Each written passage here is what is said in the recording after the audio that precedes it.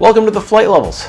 Today, we're diving deep into one of the most critical tasks air traffic controllers perform: vectors. How do they do it? What techniques do they use? And where can things go wrong? Stick around as we answer these questions and more in today's episode. Let's get to it.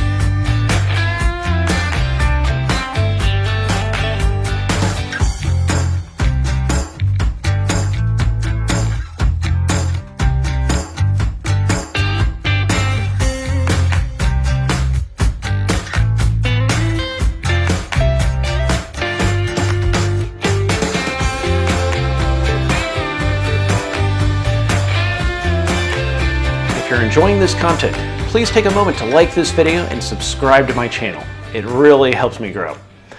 With that out of the way, let's start with some fundamental concepts. We need to understand the difference between an aircraft's heading and its ground track. A heading is simply the direction the nose of an aircraft is pointing. If there's no wind, the heading will be identical to the aircraft's ground track. However, since wind is almost always a factor, we can never assume they're the same. The ground track is the actual direction the aircraft is moving across the surface of the Earth. Let's illustrate this with an example. Imagine an airplane intending to fly from Chicago to Detroit. The shortest path would be a ground track of approximately 090 degrees magnetic. If the pilot set a heading of 090, they'd likely head towards Detroit. But what if there's a strong wind from the north? That wind would push the aircraft's ground track several degrees to the right of 090, potentially landing the pilot in Toledo, Ohio instead of Detroit. To stay on course, the pilot would need to turn the aircraft's heading into the wind, ensuring their ground track remains at 090 degrees. So, when flying on a route or a straight line between two waypoints, it's the pilot's responsibility to adjust their heading to maintain the desired ground track and stay on the center line of the route. Controllers generally don't care about the precise heading pilots use to stay on routes, nor do they typically have access to it. If a pilot reports flying direct Detroit, or a controller instructs a pilot to join jet route 584 to Carlton VOR, the exact heading used is entirely up to the pilot. However, the expectations change dramatically when a controller issues a heading. Let's say, while en route to Detroit, the controller instructs the pilot to fly heading 060, vector for traffic. Now, the pilot's previous ground track becomes irrelevant. The pilot simply flies a heading of 060, and whatever ground track results from that heading just happens. On the controller side, however, the ground track is paramount. This fundamental aspect of radar vectors can make things tricky for controllers. So, what challenges do controllers face? As we've established, wind is almost always a factor. With our 060 degree heading assignment example, wind could cause the aircraft to track left to 050 or maybe right to 070.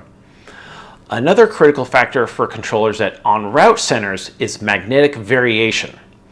The radar maps they use are oriented to true north. This is because en route centers cover vast areas, and since magnetic variation changes over distance, it's not feasible to have curved maps constantly oriented to magnetic north. In contrast, TRACON maps are oriented to magnetic north because their geographical areas are much smaller, and the change in variation across a TRACON is minimal. In the vicinity of our example route, the magnetic variation is 6 degrees west. This means if a controller wants a pilot to fly a true heading of 060, they would need to add 6 degrees to the assigned magnetic heading. On the other end of the spectrum, controllers near Seattle, Washington deal with a magnetic variation of 15 degrees east. For instance, if a controller desires a pilot to fly a true heading of 180 degrees, which is straight south, they would need to subtract 15 degrees from 180 to arrive at a vector of fly heading 165. As private pilots learn, when converting from true to magnetic headings, west is best, so we're going to add for west variation, and east is least, so we'll subtract for east variation. I've witnessed instances where a controller seemed to assume they lived on a mystical planet with no wind. A controller might see an aircraft tracking straight north with a traffic conflict 30 miles ahead. The controller might then instruct the pilot to fly heading 010, vector for traffic.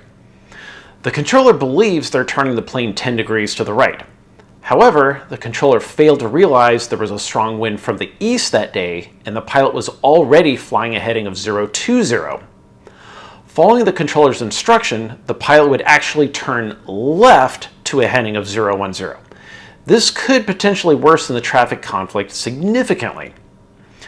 This brings us to our first effective technique for controllers.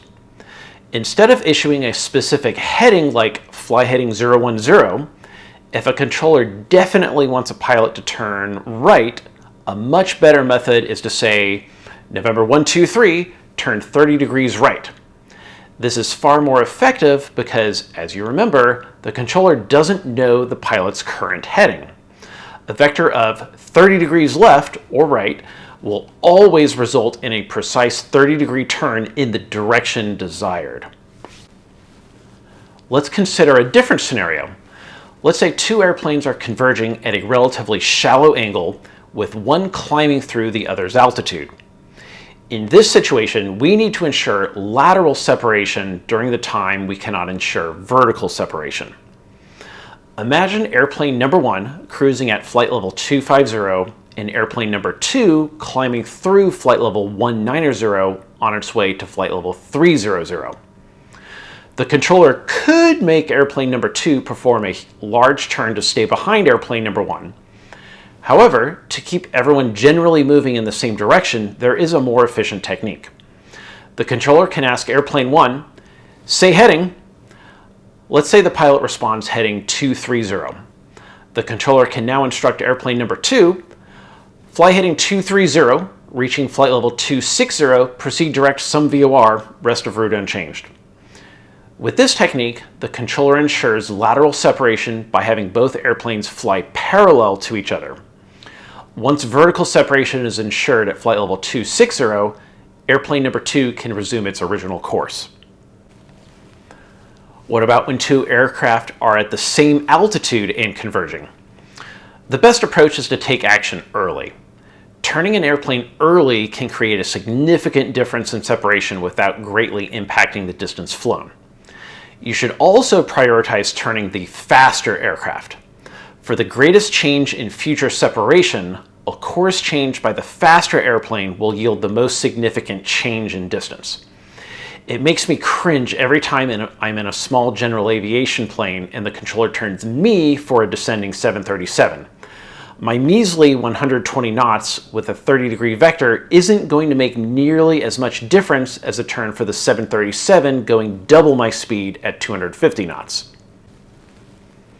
And finally, for the love of all that is holy, whichever plane you choose to turn, point them right at where the other plane is in the present or even slightly behind them.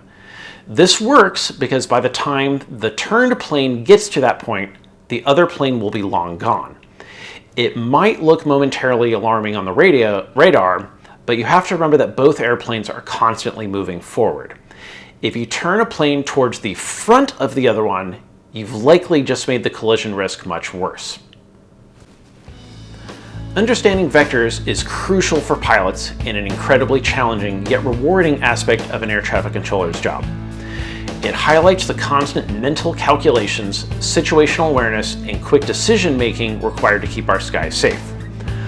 From compensating for wind and magnetic variation to choosing the most effective separation techniques, controllers are always thinking several steps ahead. It's a complex dance of precision and foresight, all to ensure you get to your destination safely and efficiently. What are your thoughts on air traffic control or specific vectoring scenarios? Let me know in the comments below. Don't forget to like this video, subscribe for more insights into the world of aviation, and hit that notification bell so you don't miss our next episode on the flight levels.